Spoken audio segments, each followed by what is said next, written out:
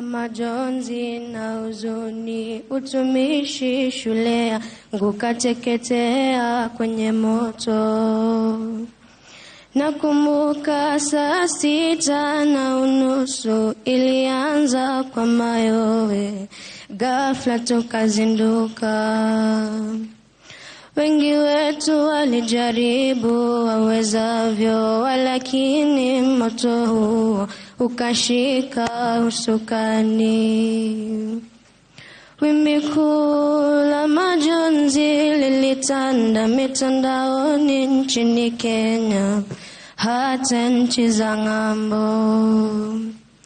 Na wazazi walilia kwa uchungu kuwapoteza wana wao kwenye janga siotarajiwa.